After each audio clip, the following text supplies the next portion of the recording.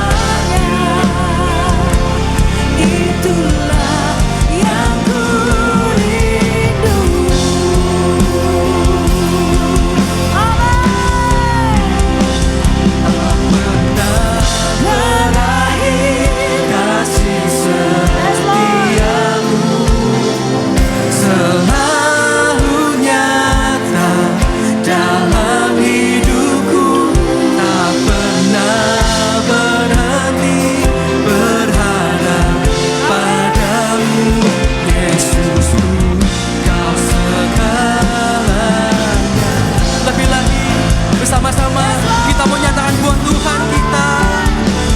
Kau selalu ada dalam hatiku, menemani hidupku, memujimu, menyembahmu selamanya. Itulah yang kurindu.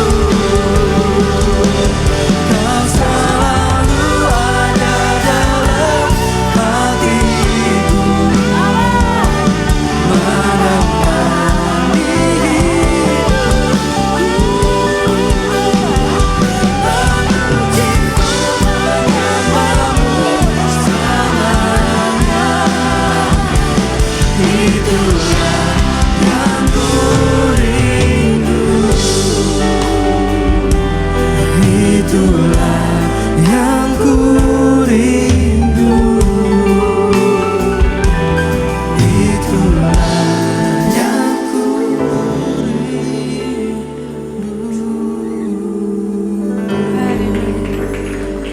Kami sangat mengucap syukur Tuhan atas kesempatan, atas setiap berkat yang sudah Tuhan berikan kepada setiap kami, sehingga kami bisa hadir di tempat ini untuk sama-sama menyatukan hati kami, memfokuskan pikiran kami untuk mendengarkan sebagian dari firman-Mu Tuhan.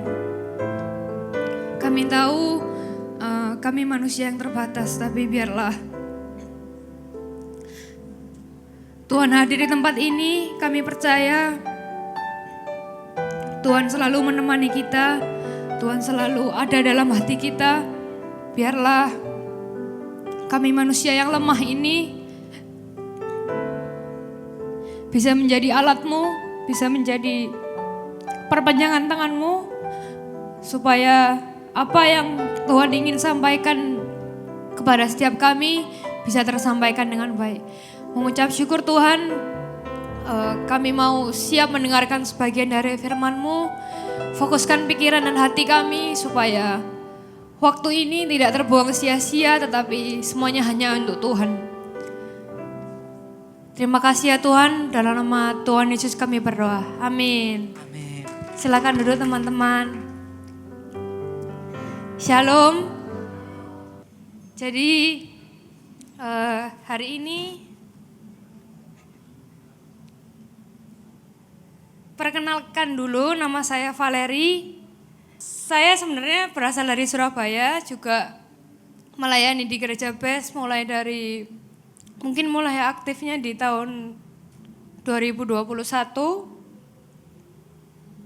Lalu kebetulan tahun lalu saya diberi kesempatan Tuhan buat melayani Gereja BES di China, tepatnya di BES Guangzhou. Kalau teman-teman datang minggu lalu, saya melayani BES Guangzhou bersama Cetalia. Jadi saya diberi kesempatan Tuhan buat melayani di BES Guangzhou. Sebenarnya saya juga bukan orang yang jago, punya pengalaman dalam memberitakan firman, nggak pernah punya background buat les nyanyi atau gimana. Tapi di situ Tuhan benar-benar kayak kasih saya kesempatan yang benar-benar luar biasa.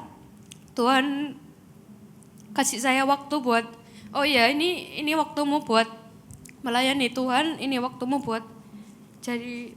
Di sana saya dikasih kesempatan buat jadi WL, jadi singer, jadi runner, juga sebagai pernah memberitakan firman. Jadi mungkin bukan suatu kesempatan yang semua orang dapatkan, tapi kayak di situ saya belajar banyak tentang mengenal Tuhan lebih dalam lagi. Jadi hari ini saya juga diberi kesempatan buat memberitakan firman juga.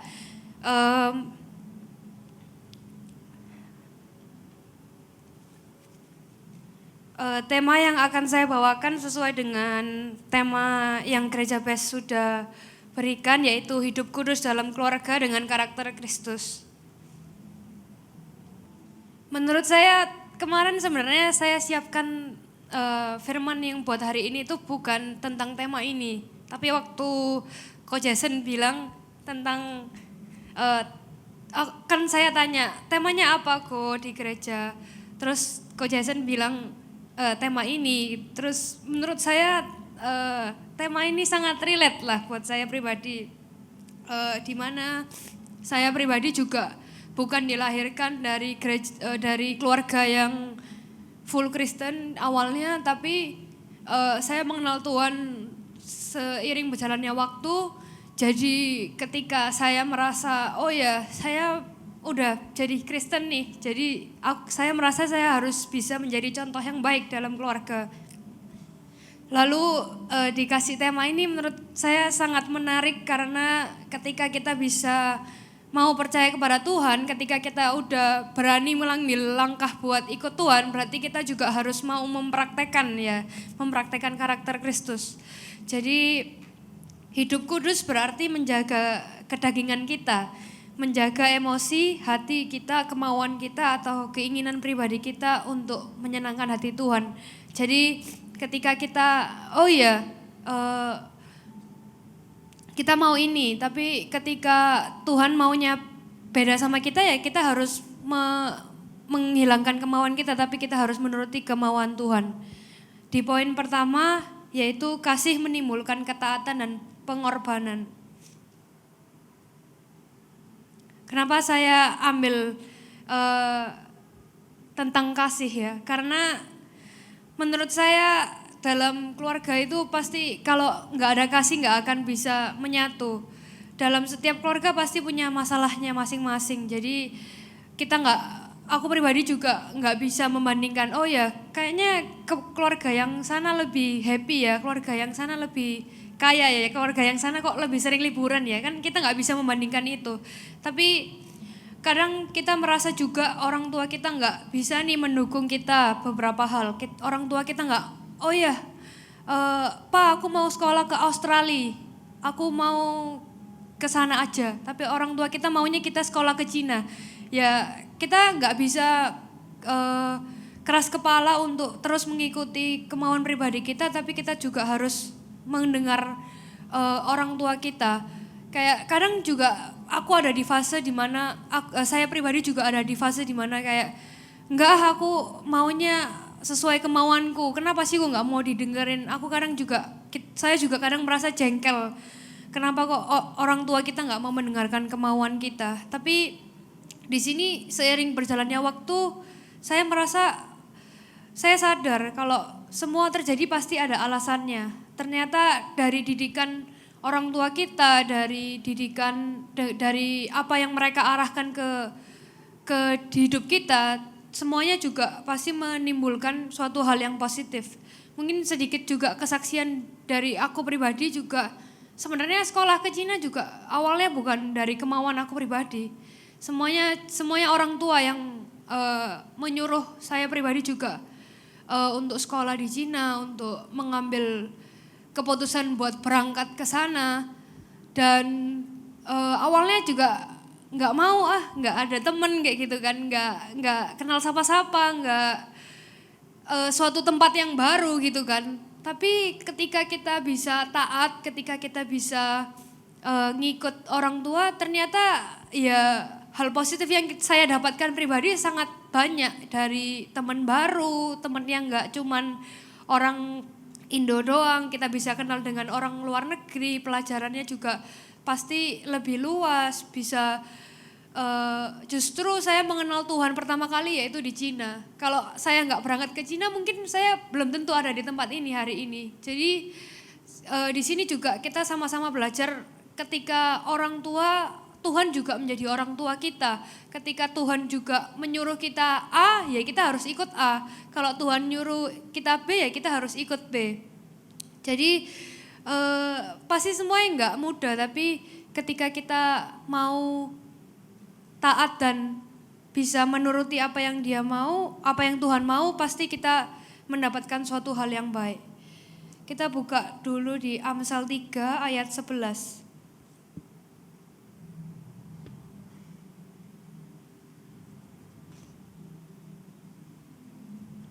Oke, kita sama-sama baca ya. Amsal 3 ayat 11, 1, 2, 3. Didikan Tuhan dan janganlah engkau bosan dengan peringatannya. Ayat yang ke-12. Karena Tuhan memberi ajaran kepada yang dikasihinya seperti seorang ayah kepada anak yang disayangi. Jadi ayat ini juga buat aku pribadi menjadi teguran juga ketika kita sudah dididik oleh orang tua kita, kita harus ingat bahwa orang tua kita itu utusan dari Tuhan. Kita harus ingat bahwa Tuhan sudah merencanakan semuanya dari sebelum kita lahir sampai nanti kita mati. Jadi ketika kita udah dikasih kesempatan Tuhan buat hadir di dunia ini, di keluarga yang mungkin kita kadang merasa kurang sempurna, tapi ketika Tuhan mau mendidik kita, ketika Tuhan masih kasih kita kasih, dan orang tua kita masih kasih kita harus menerima didikan itu. Jangan pernah menolak didikan Tuhan dan jangan bosan dengan peringatan Tuhan.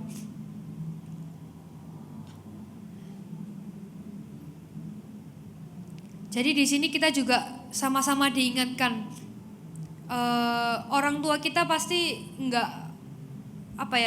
pasti kasih 100% waktunya buat kita, dari kita lahir, dari kita kecil. Jadi pasti mengasihi kita sampai hari ini. Tanpa kasih semuanya pasti tidak mungkin ada. Kita bisa mengasihi orang-orang terdekat kita mengasihi sesama kita walaupun mereka sudah menyakiti kita. Tanpa kasih Tuhan, kita tidak akan ada di dunia ini. Jadi di sini kita sama-sama diingatkan kembali untuk tetap sama-sama mengasihi. Lanjut di 1 Timotius 4 ayat ke-12. 1 Timotius 4 ayat ke-12, mungkin ini ayat hafalan ya. Jangan seorang pun menganggap engkau rendah karena engkau muda. Jadilah teladan bagi orang-orang percaya dalam perkataanmu, dalam tingkah lakumu, dalam kasihmu, dalam kesetiaanmu, dan dalam kesucianmu. Jadi di sini yang mau saya tekankan adalah jadilah teladan. Jadilah teladan sedini mungkin, karena di usia yang masih muda kita masih punya waktu yang sangat banyak. Jadi kita harus bisa menjadi teladan sedini mungkin supaya kita bisa banyak membawa jiwa-jiwa untuk Tuhan. Di sini juga diingatkan mempraktekannya dengan dalam perkataanmu, dalam tingkah lakumu, dalam kasihmu, dan dalam kesetiaanmu, dan dalam kesucianmu.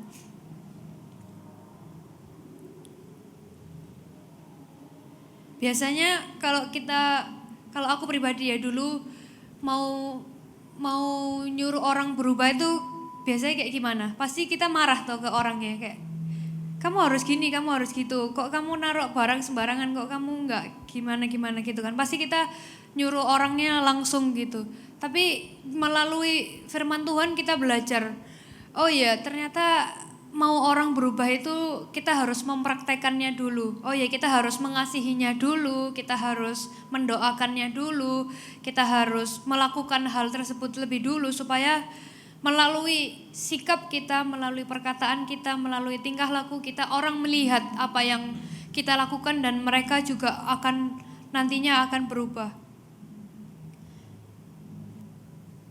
Sama halnya dengan Tuhan. Tuhan sudah lebih dulu mengorbankan nyawanya buat kita supaya para umatnya yang percaya, kita semua tahu dalam melihat betapa sakitnya pengorbanan Tuhan yang Tuhan lakukan untuk kita, manusia yang sudah menyakiti Dia, tapi Tuhan tetap mau berkorban buat kita. Jadi melalui cerita Tuhan juga, melalui pengorbanan Tuhan juga, kita semua harus ingat kembali kalau Tuhan itu sudah lebih dulu melakukan semuanya untuk kita. Tuhan sudah lebih dulu mengorbankan nyawanya. Tuhan udah mau tetap mengasihi kita walaupun kita terus-terusan melakukan dosa. Tuhan masih mau merangkul kita. Tuhan masih mau memakai kita lebih lagi buat kemuliaan Tuhan. Lanjut di 1 Petrus 4 ayat 8.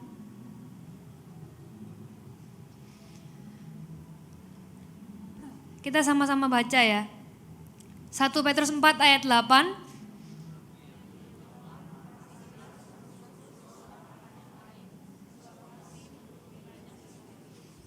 Ya, jadi di sini kita juga sama-sama diingatkan bahwa kasih menutupi banyak sekali dosa. Kenapa saya mengingatkan, mungkin ini firman yang sangat simpel ya ayatnya, tapi di sini kita juga sama-sama remind lagi, nggak boleh meremehkan tentang kasih, tapi kita ingat bahwa ternyata melalui kasih kita ke orang lain, kasih kita ke keluarga kita, itu sangat memberi dampak yang luar biasa buat pribadi masing-masing dan terutama menutupi banyak sekali dosa. Mungkin kayak sharing sedikit, pasti kita dalam keluarga pasti ada yang nggak sengaja menyakiti hati kita, nggak sengaja melakukan hal yang nggak kita suka, dikecewakan, kita harus berjuang dan bertanggung jawab buat diri kita sendiri. Tapi ketika ada kasih, kita nggak mungkin benci orang tersebut. Ketika ada kasih, kita tetap akan mau menolong orang tersebut. Ketika ada kasih, kita juga pasti mau tetap sukacita kalau ngobrol sama orangnya gitu kan. Kalau kita nggak ada sukacita atau kayak nggak ada damai, pasti kita nggak mungkin mau berpapasan aja kayak nggak mau gitu kan. Jadi ketika ada kasih pasti semuanya akan terlupakan. Ada di Filipi 1 ayat 9. Filipi 1 ayat 9. Dan inilah doaku, semoga kasihmu makin melimpah dalam pengetahuan yang benar dan dalam segala macam pengertian, sehingga kamu dapat memilih apa yang benar, supaya kamu suci dan tidak bercacat menjelang hari Kristus, penuh dengan buah kebenaran yang dikerjakan oleh Yesus Kristus untuk memuliakan dan memuji Allah. Jadi di sini saya juga mendapat sedikit peringatan juga tentang ketika kita bisa melipat gandakan kasih, ketika kita bisa memperbanyak kasih yang kita miliki dengan dalam pengetahuan yang benar dan dalam segala macam pengertian, sehingga kita akan tahu memilih apa yang baik dan memilih apa yang harus kita lakukan. Kayak kita jadi tahu melalui kasih, jadi oh ya, membenci orang itu salah, melakukan hal yang jahat ke orang dan membalas kejahatan dengan kejahatan itu salah. Jadi ketika ada kasih dengan pengetahuan yang benar, pasti kita bisa tahu apa yang baik supaya kita bisa suci dan tak bercacat menjelang hari Kristus. Jadi di sini kayak aku merasa kesempatan yang diberikan hari ini juga belum tentu ada lagi gitu kan. Jadi saya pribadi senang bisa membagikan segala apa yang Tuhan berikan kepada saya pribadi juga, supaya enggak cuma saya yang ditolong Tuhan, tapi kita semua di tempat ini ditolong Tuhan. Amin. Ada satu quotes yang saya dapatkan dari Bible. If you want to grow in understanding, overflow with love, and live a life that honor God, spending time in His words is the key. Jadi di sini kita dibilang gini kan, kalau kamu mau bertumbuh dalam suatu understanding, kita harus overflow with love. Jadi harus melipat gandakan kasih supaya kita bisa hidup dalam Tuhan. Dan ketika kita bisa spending times with His word, kita pasti bisa mengerti apa yang Tuhan mau. Melalui kasih kita bisa tahu mana yang baik yang harus kita lakukan. Tetap menghormati mereka, tetap mengasihi mereka, walaupun kita sudah disakiti, tetap melakukan kebaikan walaupun kita diberi kejahatan. Lanjut di poin yang kedua. Tadi kan yang di poin pertama tentang kasih menimbulkan ketaatan dan pengorbanan. Yang di poin kedua, berkorban berarti mau melayani. Jadi di sini mungkin saya lebih bilang tentang melayani bukan hanya melayani dalam gereja, tapi kita semua pasti punya PR, yaitu melayani dalam keluarga. Menurut saya melayani terberat adalah melayani dalam keluarga, yaitu menjadi teladan dalam keluarga. Kita percaya bahwa kita tahu semua di tempat ini karakter asli yang orang tahu karakter asli kita itu pasti keluarga kita. Jadi ketika kita di dalam rumah atau di hadapan keluarga kita pasti mereka yang tahu apa karakter asli kita. Jadi gimana caranya kita bisa mengubah hal yang buruk menjadi hal yang baik, yaitu dengan tadi itu kasih. Hosea 6 ayat 6.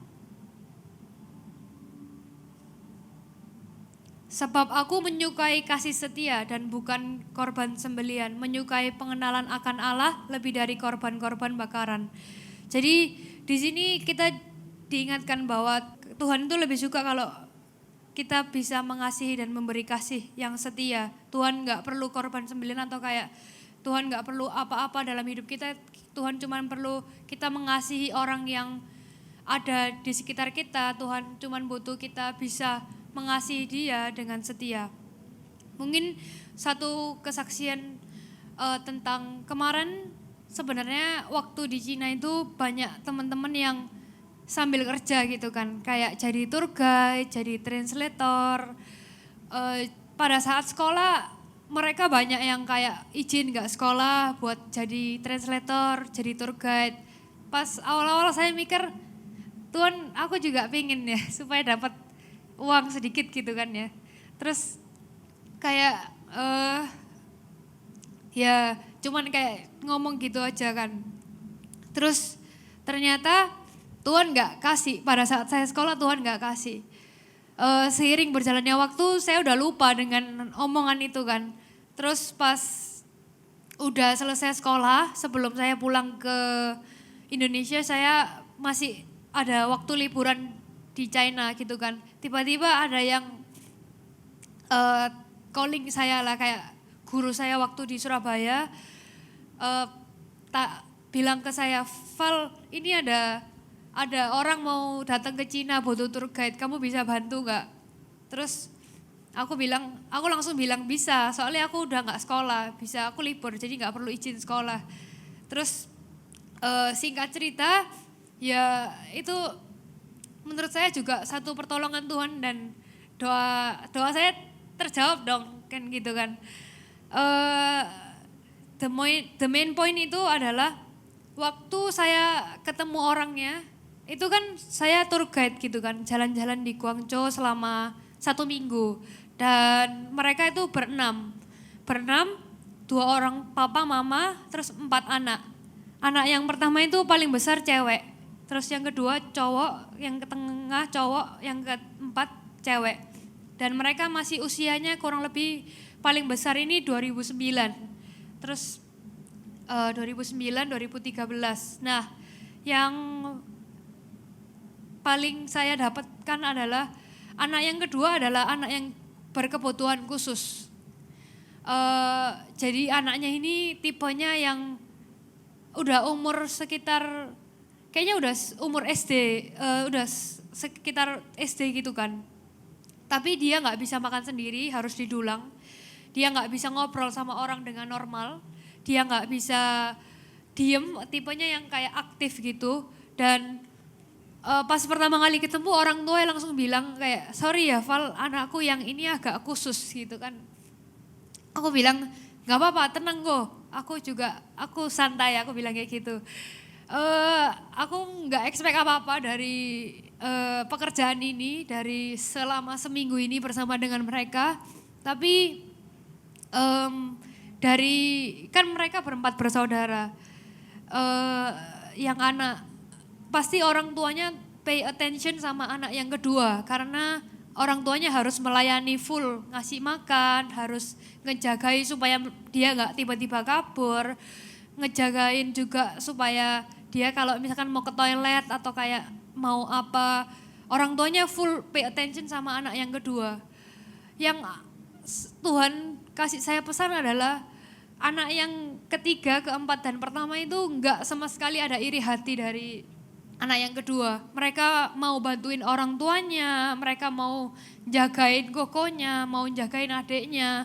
Justru pada saat orang tuanya sibuk kerja atau kayak sibuk melakukan hal yang lain, malah anak yang ketiga dan lain-lainnya itu malah kayak, oh ya Pak, tak bantui, mana tak dulangi, tak bantui, tak siapkan apa yang perlu disiapkan, tak belikan, tak apain kayak. Jadi di sini Tuhan kasih saya, oh iya ya, ketika kita punya keluarga yang kadang semuanya sempurna, sehat, tapi kayak kita kadang masih iri, kita kadang masih, oh ya, kadang masih kayak merasa nggak diperhatikan. Kayak di sini saya benar-benar ditegur, ketika kita mau memiliki kasih itu tadi loh, kayak kita nggak akan ada timbul rasa iri hati, kita bisa melayani walaupun saudara kita ini berkekurangan. Kayak aku pribadi juga ditegurkan apa ya, kayak Tuhan tuh benar-benar luar biasa lah, kayak kenapa ya kita yang sempurna dan kita yang bisa melakukan sendiri itu kadang iri, kayak orang, duh harusnya mama bantuin aku kayak gitu kan, misalkan harusnya kamu bantuin aku bukan bantuin dia kayak gitu. Tapi kayak di sini aku merasa ketika kita bisa melakukan lebih dulu ya, kenapa harus kita menuntut seseorang. Dan aku merasa this is the true love gitu kan, kayak saudaranya enggak yang marah buat disuruh-suruh, saudaranya enggak, duh nggak mau lah aku kan lagi masih mau main-main gitu kan. Enggak, mereka enggak ada ngeluh sama sekali, mereka enggak ada protes sama sekali, mereka malah menawarkan diri, mereka malah mengajukan diri buat oh iya tak bantui kayak gitu. Jadi di sini kita harus sama-sama kembali sadar bahwa kasih yang sudah Tuhan berikan itu enggak bisa terhitung. Kasih yang sudah Tuhan kasih ke diri kita itu udah nggak bisa dideskripsikan lah, kayak. Jadi di sini saya juga mau mengajak teman-teman semua sedini mungkin, sekarang mungkin, seawal mungkin, kayak kita harus benar-benar mengubah mindset kita, mengubah cara berpikir kita, nggak lagi menuntut Tuhan, nggak lagi menuntut orang lain, gak lagi menuntut orang tua buat mengerti kita, tapi kita juga harus mengerti orang lain. Jadi seburuk apapun atau sekurang apapun keluarga kita akan tetap bisa bersyukur dan tetap melayani dan mengasihi mereka dengan tulus. Ketika kita bisa membawa Tuhan dalam diri kita, kita otomatis Tuhan juga hadir dalam keluarga kita. Mungkin ayat penutup Roma 12 ayat 2. Janganlah kamu menjadi serupa dengan dunia ini, tetapi berubahlah dengan pembaharuan budi, sehingga kamu dapat membedakan mana ya kehendak Allah, apa yang baik, yang berkenan kepada Allah dan yang sempurna. Jadi di sini kita sama-sama belajar juga, jangan pernah lagi serupa dengan dunia ini, jangan pernah lagi menuntut orang mengasihi kita, jangan pernah lagi iri hati, jangan pernah lagi mempertanyakan apa yang mau dalam diri kita, tapi tanya apa mau Tuhan dalam diri kita, supaya kita bisa belajar Tuhan itu benar-benar mengasihi kita luar biasa. Jadi kita bisa membagikan kasih Tuhan dalam diri kita.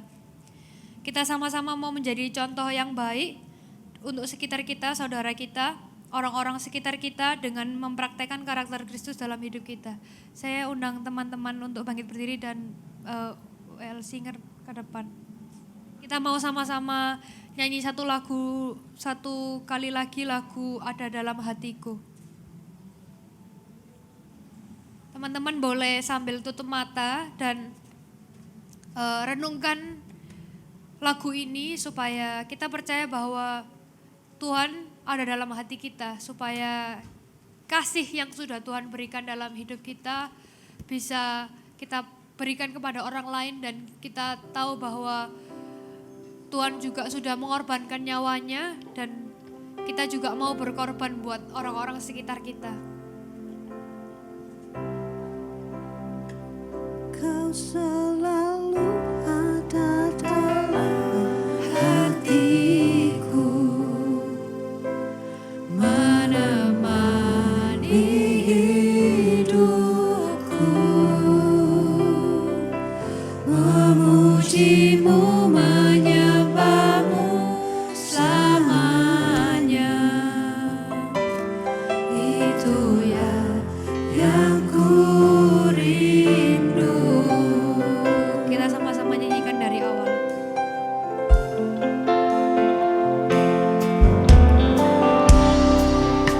Takkan pernah ada kasih di dunia seperti kasih-Mu Tuhan. Kau telah buktikan cinta-Mu padaku dengan penebusan. Jauh di lubuk hatiku, sama-sama katakan, ingin ku katakan, Kau selalu ada dalam hatiku, menemani hidupku, memujimu, menyembahmu selamanya. Itulah yang ku rindu. Kau selalu ada biarlah Engkau selalu ada dalam hatiku Tuhan. Biar setiap kasih yang sudah kami terima, kami bisa berikan ke orang-orang di sekitar kami. Selamanya. Itulah yang ku rindu. Kami mengucap syukur Tuhan atas setiap firman, setiap penguatan, setiap kata-kata-Mu yang sudah Tuhan berikan kepada kami. Kami percaya bahwa Tuhan sudah ada dalam hati kami. Tuhan sudah menemani kami selalu untuk bisa membagikan kasih yang sudah kami terima dalam hidup kami ke orang-orang sekitar kami. Kami bukan manusia yang sempurna, kami manusia yang lemah. Kami butuh Tuhan untuk ada dalam hati kami. Biar Tuhan yang menggerakkan hati kami, biar Tuhan yang terus pakai kami menjadi perpanjangan tangan-Mu Tuhan. Biarlah setiap kesempatan yang sudah Tuhan berikan buat kami, Tuhan bisa pakai kami untuk kami bisa menjadi pelayan-Mu Tuhan. Biarlah kami tidak ragu untuk mengorbankan apa yang sudah kami terima. Kami tidak ragu dengan waktu kami tidak ragu dengan apa yang kami miliki untuk melayani Tuhan. Untuk semuanya hanya untuk Tuhan. Kami mengucap syukur Tuhan atas kasih-Mu yang telah Engkau curahkan kepada setiap kami.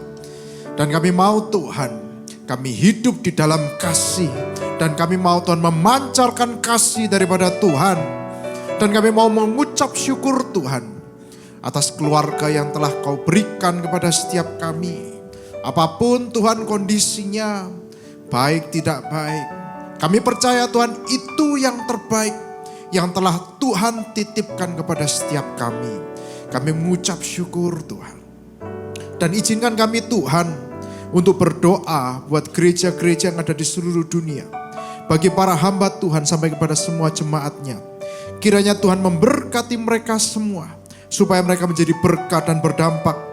Sehingga gereja di seluruh dunia dipenuhi oleh jemaat yang mencari Tuhan dengan tulus dan takut.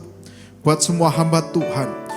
Gereja, keluarga bersatu, rukun dan tidak terpecah-pecah. Supaya dunia percaya Yesus adalah Tuhan bagi kemuliaan Allah Bapa. Demikian juga untuk gereja kami Tuhan, yaitu gereja Blessing the Spirit. Tuhan kami juga berdoa buat persembahan daripada jemaat-Mu Kiranya Tuhan menerima dan membalasnya. Tuhan beri kemurahan-Mu. Balaslah kebaikan dan kerahian hati jemaat. Jaga dan lindungi mereka. Berserta keluarga, pekerjaan dan kesehatannya. Mari saudara-saudara yang dikasihi Tuhan. Kita dekapkan tangan kita di dada. Karena menerima berkat itu satu hal yang pasti. Tapi bagaimana kita dapat menjaga hati kita supaya hati kita tidak dipenuhi oleh iri hati, dendam, benci dan dengki. Maka dari itu firman Tuhan berkata, jagalah hatimu dengan segala kewaspadaan karena dari sanalah terpancar kehidupan. Jemaat yang dikasihi Tuhan, jadilah berkat dan terimalah berkat rahmat anugerah dari Allah Bapa di surga. Di dalam putra tunggalnya Yesus Kristus yang telah mati bagi dosa kita dan bangkit pada hari ketiga. Sehingga kita menyembah Tuhan Allah yang hidup dan iman kita bukan kepada Tuhan yang mati. Dia naik ke surga, menyediakan rumah bagi kita. Sehingga kita punya pengharapan yang pasti. Dia akan datang kembali kedua kalinya. Menjemput gereja dan umatnya yang berjaga-jaga kudus, dewasa dan bijaksana. Serta menghakimi dunia. Dan di dalam persekutuan dengan rohnya yang kudus. Yang membuat hati kita berkobar-kobar dan roh kita menyala-nyala di dalam kasih semula. Roh kudus yang menghibur, menguatkan, memelihara, menginsyafkan, menuntun, dan memimpin kita kepada kebenaran dan kekudusan. Serta menjadikan kita saksi Kristus mulai hari ini sampai selama-lamanya. Mari kita tutup di dalam doa Bapa kami. Bapa kami yang ada di surga, dikuduskanlah nama-Mu, datanglah kerajaan-Mu, jadilah kehendak-Mu di bumi seperti di surga. Berikanlah kami pada hari ini makanan kami secukupnya, dan ampunilah kami akan kesalahan kami, seperti kami juga mengampuni orang yang bersalah pada kami. Dan jangan membawa kami dalam pencobaan, tetapi lepaskanlah kami daripada yang jahat. Karena Engkaulah yang punya kerajaan dan kuasa dan kemuliaan sampai selama-lamanya. Amin. Tuhan Yesus memberkati. Shalom. Silakan duduk. Jangan dibawa nasi.